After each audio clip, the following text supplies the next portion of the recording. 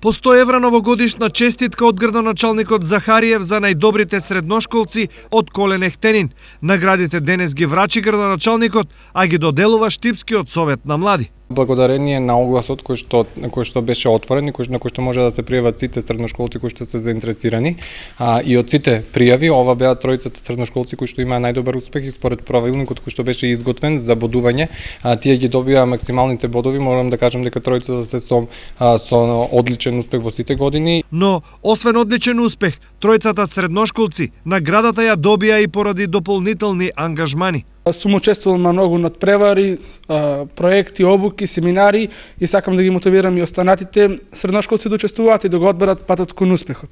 Имам учествувано на повеќе надпревари како што се по математика, исто така и проекти како што се мултиетничка интеграција, размена со деца во Швајцарија, потоа проект против семено насилство. Вакви и слични активности нека бидат мотивација и за наредните генерации, порачаа наградените.